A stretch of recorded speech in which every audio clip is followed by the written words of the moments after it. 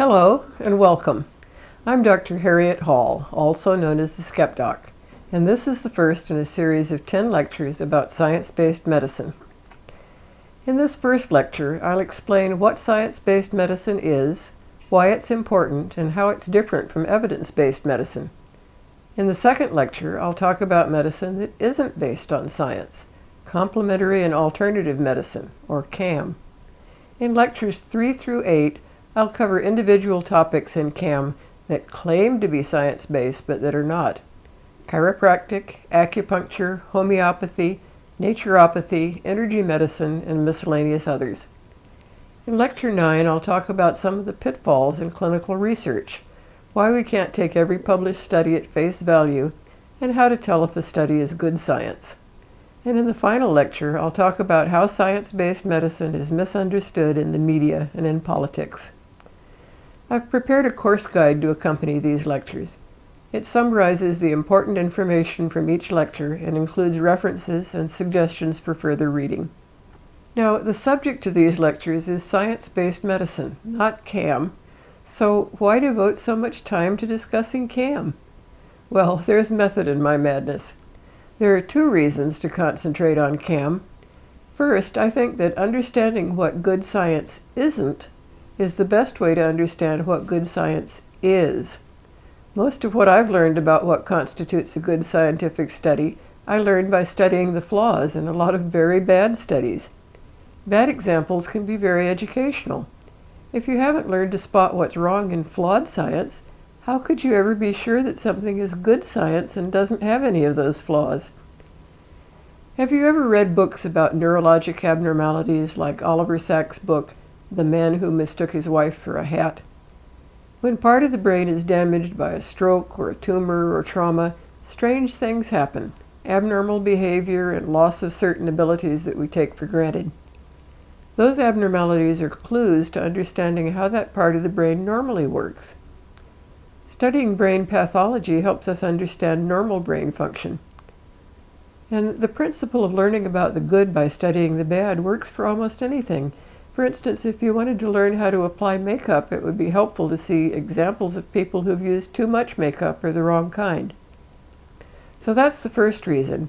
The second reason is that much of CAM falsely claims to be based on science, and we need to understand why mainstream science rejects those claims. Jenny McCarthy says, vaccines cause autism. Her autistic son Evan is all the evidence she needs. She says, my science is Evan and he's at home. That's my science. Well, we can easily dismiss claims like that. As Christopher Hitchens famously said, assertions made without evidence can be dismissed without evidence. But it's not so easy to dismiss a homeopath who shows us his evidence in the form of a long list of published peer-reviewed scientific studies that he thinks have validated homeopathy. We need to understand why his evidence doesn't stand up to scrutiny. By the end of this course, when you encounter someone who's promoting homeopathy or maybe selling a miracle diet supplement through multi-level marketing, if he throws a scientific study at you and says, here's proof that it works, you'll know why his proof is no such thing, and you'll have a rational basis for rejecting his claims. Now, science is a wonderful thing. It has improved our lives, it's lengthened our lifespans, and it's given us reliable tools to understand how the world works. But for most of human history, we had to make do without science. Evolution shaped our ancestors' brains to help them survive in a world without science, a world without newspapers, books, or the internet, without even written language. They had only two ways of learning about the world: their own experiences and the experiences of others. If you ate an unfamiliar berry and got sick, you'd learn not to eat those berries, if you survived. Or a friend might tell you not to eat them because they made him sick, and you might be able to profit from his experience. Sometimes what your friend told you might be wrong, but in general, paying attention to the stories of your friends was likely to help you survive. To survive as hunter-gatherers on the African savanna, our ancestors needed to learn from stories, and they also needed to make fast decisions. So they evolved to be very good at pattern recognition and at jumping to conclusions. Have you ever thought you saw an animal and then taken a closer look and realized you'd been fooled by a stump or a rock or something? The other day I thought I saw a dead bird out on our deck, but it turned out to be just a crumpled brown leaf. We look for recognizable patterns, but we can be fooled by objects that have a similar profile. Now, let's say you're one of our ancestors on the savannah. You see something over there off in the distance in the bushes, and it looks sort of lion-shaped, but it might just be an illusion created by branches and shadows.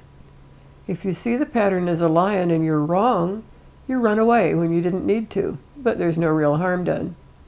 On the other hand, if you miss a real lion, your mistake could be fatal. Richard Wiseman explained, "The ability to find patterns is so important to your survival that your brain would rather see a few imaginary patterns than miss genuine instances of cause and effect. That's the price you pay for being so amazing the rest of the time." But we see imaginary patterns everywhere. For instance, a baseball player notices that he was wearing a certain pair of socks when his team won, so he develops a superstition and he keeps wearing his lucky socks. His team doesn't always win when he wears those socks, but it wins often enough to reinforce his superstitious belief. Evolution shaped our thinking processes for maximum survival advantage, but it was a mixed blessing. There were advantages to our skills, but there were also downsides. We got very good at pattern recognition, and that helped us make sense of our environment. It helped us identify threats like a lion in the bushes, and it helped us learn the effects of poisonous plants or medicinal plants. But it gave us a tendency to sometimes see patterns that aren't real and to develop superstitious beliefs about cause and effect. We got very good at making quick decisions. This allowed us to react in time, to run away from the lion now, instead of stopping to think about it. But it made us more likely to jump to conclusions before we had all the evidence. Evolution equipped us with emotions that were very handy for survival. Fear motivated us to run away from the lion fast, but emotions can interfere with judgment. For instance, the fear of death can lead cancer patients to grasp at straws and go to Mexico to try implausible, potentially dangerous treatments like Laetrile. Morgan Levy said, "Thinking like a human is not a logical way to think, but it is not a stupid way to think either. You could say that our thinking is intelligently illogical." Millions of years of evolution did not result in humans that think like a computer. It is precisely because we think in an intelligently illogical way that our predecessors were able to survive. So evolution equipped us with minds that kept us alive in a pre-scientific world by a strategy of paying attention to what others told us, of seeing patterns that might not always be real, and of jumping to conclusions. Then we discovered science, and what used to be a survival advantage became a handicap. The scientific method is a marvelous set of tools that allows us to ask specific questions about how the world works and to get reliable answers. And science is a way of correcting for the kinds of mistakes our minds are prone to make. But our minds evolved to help us survive in a world without science, and thinking in a scientific way doesn't come naturally. Our minds still work the old way. We prefer stories to studies. We prefer anecdotes to analyses. If our neighbor had a bad experience with a Toyota, we're likely to remember his complaints and not buy a Toyota, even if Consumer Reports tells us that their tests found that it was the most reliable brand. It isn't logical to value hearsay over data, but we're just doing what comes naturally. It takes a lot of training and discipline to overcome our natural tendencies. How do we decide if a medical treatment works? We're impressed by anecdotes, and we jump to conclusions based on our observations. If your friend says, "Homeopathy worked for me," you want to try it. When you try it and your symptoms go away, it's only natural to assume that it really works. But sometimes we get it wrong. Your symptoms might have gone away for other reasons that had nothing to do with the treatment. You have no way of knowing whether your symptoms might have gone away if you hadn't used any treatment at all. Assumptions can be wrong. We make mistakes, and no matter how smart we are, every one of us can be fooled. Patients and doctors alike were fooled for centuries by bloodletting. Everybody knew that it worked. The medical textbooks explained how it worked to balance the Ubers, and everyone knew it saved lives because they'd seen it with their own eyes. But when someone finally thought to compare patients treated with and without bloodletting, they discovered they'd been killing more patients than they helped. Big oops. Even modern doctors can be fooled. Not long ago, doctors used to do an operation for heart disease where they opened the chest and tied off chest wall arteries to divert more blood flow to the heart. They had an impressive 90% success rate. A doctor named Leonard Cobb was skeptical, so he did an experiment with a sham surgery control group where he just made the incision in the chest and closed it back up without actually doing anything inside. He discovered that just as many patients improved after the fake surgery. In this diagram, the two bars on the left show that chest pain improved almost as much with the sham surgery, light blue, as with the real surgery, dark blue. And the two bars on the right show that the sham surgery, light blue, reduced the need for nitroglycerin pills for pain even more than the real surgery. The differences were in opposite directions, and they weren't statistically significant. Essentially, the fake surgery worked the same as the real surgery. So they thought they had this great operation with a 90% success rate, but they were wrong.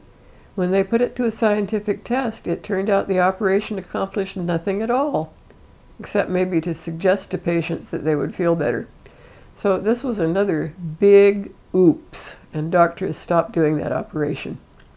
There are a whole lot of reasons people can come to believe an ineffective treatment works. Here are some of them. Don't bother trying to read them all now. I'm going to go over each one of them separately. 1. The disease may have run its natural course. A lot of diseases are self-limiting. The body's natural healing processes restore people to health after a time. Wounds heal. A cold goes away in a week, whether you treat it or not. A few years ago, I developed shoulder pain. I was unable to raise my arm without pain, and I couldn't reach behind my back to fasten my bra. And after about a year, one day I suddenly realized I was back to full function and had no pain at all. My treatment? Nothing but tincture of time. Whatever was wrong had run its natural course and resolved on its own. If I'd been using any treatment at the time, I would have been fooled into thinking that the treatment had worked. Even serious life-threatening diseases can sometimes resolve without treatment. Before we had antibiotics to treat pneumonia, it wasn't always fatal. Some people survived, so before we could be sure antibiotics worked, we had to compare the survival rate with and without antibiotics. 2. Many diseases are cyclical. The symptoms of any disease fluctuate over time. Fevers go up and down. People with arthritis have bad days and good days. The pain gets worse for a while, then it gets better for a while. If you use a remedy when the pain is particularly bad, it was probably about ready to start getting better anyway, so the remedy gets credit it doesn't deserve. That's known as regression to the mean. Here's what happens. Sarah has osteoarthritis pain in her knees. Here's the natural course of her pain during a random month. The first few days of this particular month, she has little or no pain.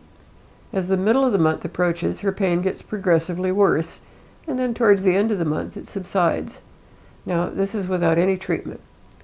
She's not likely to take any pain pills at the beginning of the month when the pain is minimal, but by the middle of the month, she needs relief, so she starts taking pills. And look what happens. As she takes those pills, the pain subsides. It's only natural for her to assume that the pills worked. But she doesn't know that she's only looking at the right side of this graph with the left side cut off. Her pain did exactly what it would have done if she hadn't taken any pills, but she doesn't have any way of knowing that. 3. We're all suggestible. Studies show that we think wine tastes better if it comes from the bottle with a higher price label. If we're told something is going to hurt, it's more likely to hurt. If we're told something is going to make it better, it probably will. We all know this. That's why we kiss our children's owies. Anything that distracts us from thinking about our symptoms is likely to help. 4.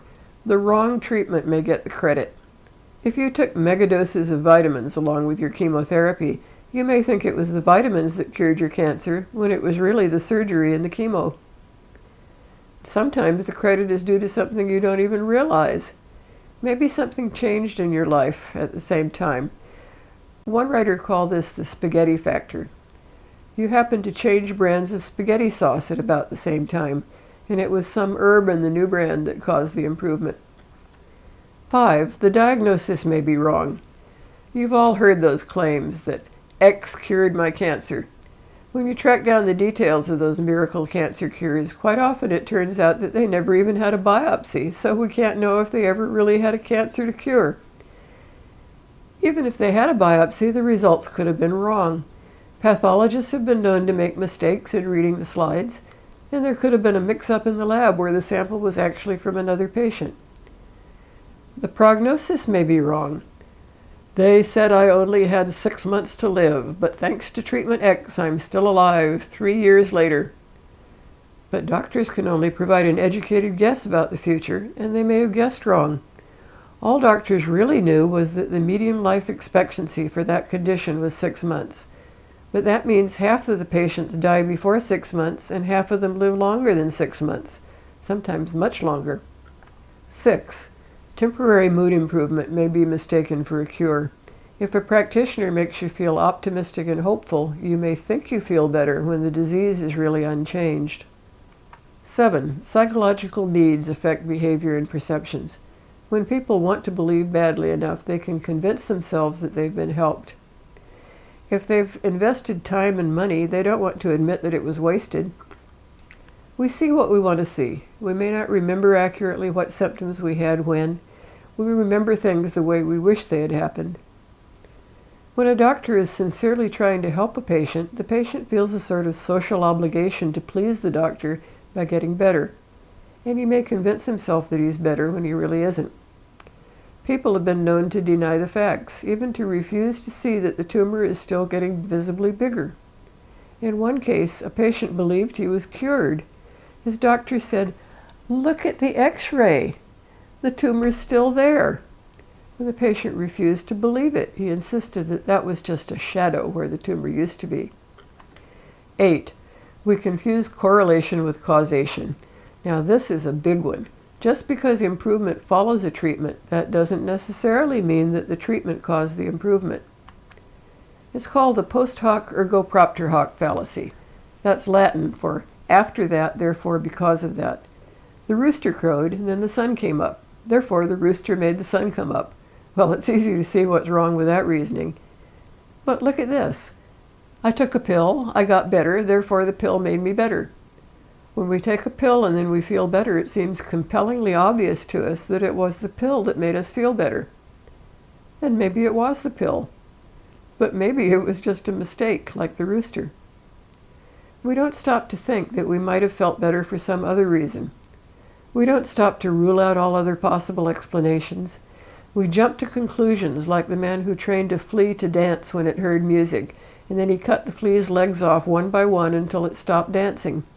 And then he concluded that the flea's organs of hearing must be in its legs. Correlation is not causation.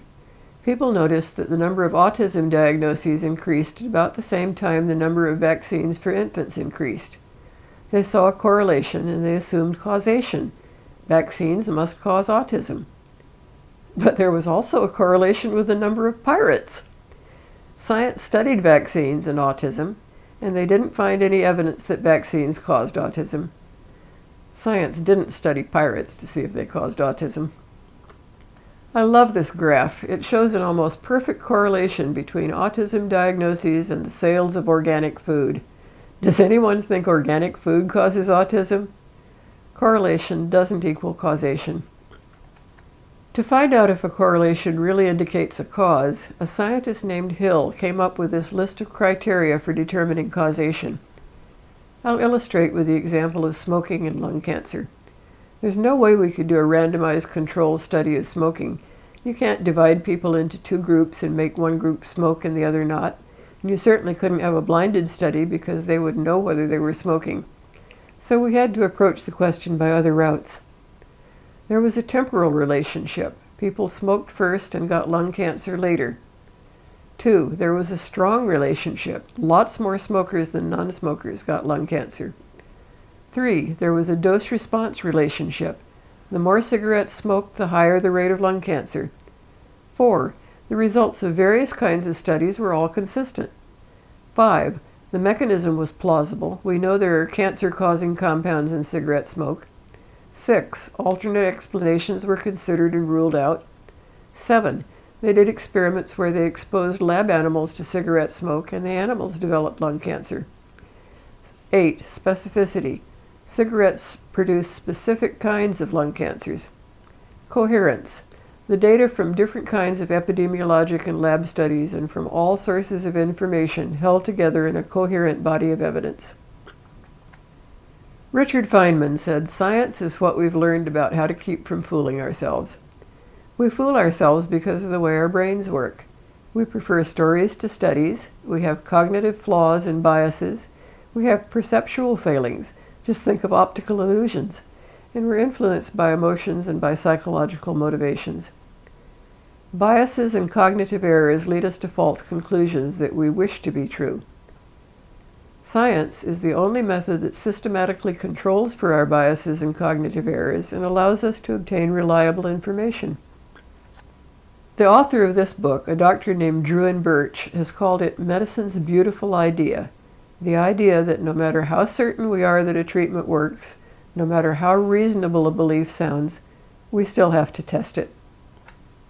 Today, EBM stands for evidence-based medicine, and it has been defined as the conscientious, explicit, and judicious use of current best evidence in making decisions about the care of individual patients. But it wasn't until 1991 that the term evidence-based medicine first appeared in the medical literature. Before that, we had other EBMs. First, there was expert-based medicine, where we unquestioningly accepted whatever the experts said. Aristotle said men had more teeth than women. He was the expert, and for centuries everyone took his word for it. No one bothered to look in mouths and count teeth. And then there was experience-based medicine, where a doctor could say, "In my experience, this treatment has worked well for my patients." For centuries, doctors had experience with bloodletting to balance the humors, and they were thoroughly convinced that they were saving lives when they were actually killing patients. My colleague Mark Crislip says that the 3 most dangerous words in medicine are "in my experience," because experience is so very compelling, but is so very often wrong. So we learn to rely on scientific evidence rather than on expert opinion and experience. The first modern clinical trial was done by James Lind of the Royal Navy in 1747. Back then, the sailing ships went out for years at a time, and sailors had no access to fresh foods. Sailors developed scurvy. They became weak, unable to work, and had internal bleeding, fever, jaundice, convulsions, bone pain, bleeding gums, their teeth fell out, and they died a painful death. Lind had heard reports of successful treatment with various remedies, and he decided to test them to find out if any of them really worked. He divided a group of 12 sick sailors into 6 groups, and he gave each group a different test remedy: a quart of cider, 25 drops of elixir of vitriol. Now, that's sulfuric acid. I sure hope he diluted it in water before he gave it to them. 6 spoons of vinegar, half a pint of seawater, yuck, 2 oranges and a lemon, or a spicy paste plus a drink made from barley. The winner was, ta-da, 2 oranges and a lemon. Lind had shown that citrus fruit worked to cure scurvy, but he didn't have any idea how it worked. Today we know that scurvy is due to a deficiency of vitamin C, but vitamins wouldn't be discovered for another 2 centuries. Lind thought scurvy was caused by putrefaction, and he thought citrus fruits worked because the acid in the fruit prevented putrefaction. He tried sending ships out with bottled juice to save storage space, but that didn't work. The bottling process heated the juice and destroyed the vitamin C. So they had to go back to using fresh fruit. Anyway, the first clinical trial had found an effective treatment for scurvy. British sailors became known as limeys, and medical science was off and running. Some doctors still think that "in my experience" is better than evidence. Here's one. Jay Gordon, pediatrician to the stars. He caters to parents who want an excuse to delay or omit vaccinations. He says, "My very strong impression is that children with the fewest vaccines or no vaccines at all get sick less frequently and are healthier in general. I truly believe they also develop less autism." Well, his personal experience and uncontrolled observations have led him to false beliefs. Controlled scientific studies have proved that his beliefs are wrong, that he stubbornly prefers his own very strong impression to the scientific evidence. Evidence-based medicine was a great idea. Treat patients according to the evidence from scientific studies whenever possible. Unfortunately, the practice wasn't as good as the promise.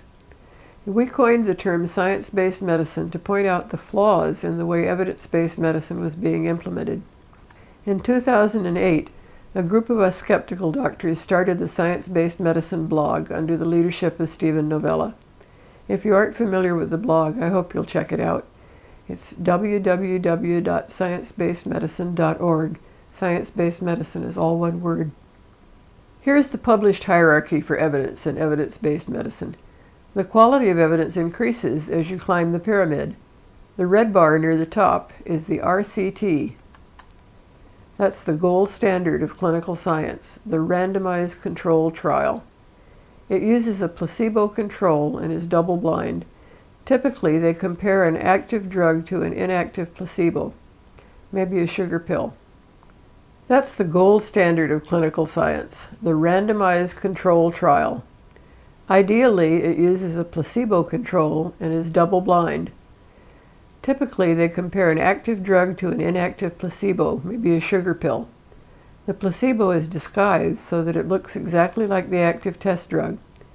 In a double-blind experiment, the patient doesn't know which he's getting, and the person giving him the pills doesn't know which he's giving. The pills are prepared by a third party who isn't otherwise involved in the research. They are coded, and the code isn't broken until the trial is finished. And the patients are randomly assigned to 2 equal groups to minimize any influence from other factors. The results are analyzed to determine if there is a statistically significant difference. Even the best RCTs are not definitive. There are a lot of things that can go wrong that could lead to false results. I'll be covering that in Lecture 9. We should never rely on the results of a single study. We should wait for confirmation by other studies. The lowest level on the pyramid is in vitro research. In vitro means in glass, like test tubes or petri dishes. You can kill cancer cells in the lab with practically anything, for instance, a bleach or a blowtorch. But what happens to cells in a petri dish doesn't necessarily happen when they're part of a living body. And using a blowtorch on a patient wouldn't be a good idea. The next level is animal research, but the results of animal studies may not be applicable to humans. For instance, aspirin causes birth defects in mice, but it doesn't do that in humans. The next level is ideas, editorials, and opinions, which are basically speculation by people who may be more or less qualified to speculate. Then case reports, descriptions of a single patient. Then case series, reports of several patients with the same condition. Then case control studies, for example, where patients with lung cancer are compared to patients who don't have lung cancer to see whether there are more smokers in the lung cancer group. Then the cohort study, where groups of people are followed over time, for instance, groups of smokers and non-smokers, to see which group eventually develops more lung cancer. The EBM hierarchy puts the gold standard RCT near the top of the pyramid, but there's an even higher level. All too often, different RCTs get conflicting results. To break the tie, we can do a systematic review or a meta-analysis to combine information from several trials to reach a more accurate conclusion. They are the highest level of evidence, but they can only be as good as the individual studies. And sometimes they get false conclusions because of GIGO, garbage in, garbage out. And one really well-designed large study can sometimes trump systematic reviews of lower quality studies. Evidence-based medicine rigorously limits itself to considering only the evidence, but something is missing from this pyramid. There is no place in this hierarchy for evidence from basic science showing that a treatment is impossible or highly improbable. It doesn't give any consideration to prior plausibility. They tend to give equal credence to a study of a new antibiotic and a study of a homeopathic remedy. They don't seem to care that homeopathy is incompatible with our knowledge of physics, chemistry, and biology. They don't seem to understand that we would need far more evidence than a clinical study before we could accept that a homeopathic remedy was effective. It would require a massive evidence sufficient to prove that all that other scientific knowledge was wrong. Now, we don't reject new ideas out of hand, but we do have to take prior plausibility into account. We have to require stronger evidence for things that are implausible. Carl Sagan said it best: extraordinary claims require extraordinary evidence. If I tell you I saw a robin in my backyard this morning, that's an ordinary claim. You'd probably accept a cell phone photo as evidence, or you might just take my word for it. But if I tell you I saw a fire-breathing dragon in my backyard, well, that's an extraordinary claim. And anyone with a shred of common sense would demand much more proof, not just a picture that might have been photoshopped, but something more substantial, like dragon scales or perhaps some dragon poop that could be analyzed for DNA. If a study shows that a slightly different new version of an old antibiotic works better for pneumonia, that requires an ordinary level of evidence. But if a study shows that standing on your head and whistling Dixie cures cancer, that would require a much higher level of evidence. Evidence-based medicine doesn't work well for CAM. It works on a one-tool-fits-all approach. Evidence-based medicine focuses on clinical trial results. It simply looks at the published clinical research and accepts the findings. And that works pretty well for conventional medicine, but it doesn't work well when you're dealing with things that lie outside the scientific paradigm, or when the scientific plausibility ranges from minuscule to non-existent. My colleague David Gorski said, "I suspect that the originators of evidence-based medicine never thought of the possibility of evidence-based medicine being applied to hypotheses as awe-inspiringly implausible as those of CAM. It simply never occurred to them. They probably assumed that any hypothesis that reaches a clinical trial stage must have good preclinical evidence and basic science evidence to support its efficacy." Science is a system of inquiry, not a collection of facts and not a belief system. It's not just one single method, but a toolkit of methods to figure out how reality works. This diagram shows how the scientific process works. It starts with observations, and then a hypothesis is formed that might explain the observations. If the hypothesis is true, we should be able to use it to make accurate predictions. We test to see if it does. If we observe that the predictions are not accurate, we have to modify the hypothesis. If the hypothesis does allow us to make accurate predictions, then evidence eventually accumulates and theories can be formed. The word theory is very often misunderstood. In science, a theory doesn't mean a guess or an opinion. A scientific theory is an established body of knowledge like germ theory or the theory of evolution. Science is a disciplined process for testing hypotheses. It progresses slowly but inexorably as new discoveries build on old ones. It doesn't claim to have the truth. It reaches provisional conclusions based on the best available evidence, and it's always ready to change those conclusions if new, better evidence comes along. Studies are repeated, and they're either confirmed or discredited. A body of evidence gradually accumulates to the point that experts in the field can reach a consensus. Science makes mistakes, but a self-correcting system is in place. It's a collaborative effort. Studies are peer-reviewed, and scientists scrutinize each other's work. Science can be relied on to give us knowledge that works, and it can be used to make accurate predictions and to guide medical treatment. By the way, there is no such thing as Western science. There's only one science, and it's the same everywhere in the world. Some people would have us believe that there are other ways of knowing, like intuition, tradition, revelation, the stoned thinking favored by Andrew Weil, visions, dreams, extrapolation, speculation, and personal anecdotal experience. Well, those other ways of knowing have their place, They're useful when it comes to knowing if you're in love, or knowing whether you can trust your neighbor, or knowing if a picture is beautiful. But when it comes to knowing whether a medical treatment is effective, there's only one reliable way of knowing: controlled testing using scientific methods. Those other ways of thinking can lead people to strong beliefs, but we can't trust those beliefs to reflect reality. Only the scientific method can give us reliable knowledge. No matter how convincing a claim sounds, it must be tested before we can accept it as true. No other way of knowing shows the kind of progress that science does, with new knowledge building on old.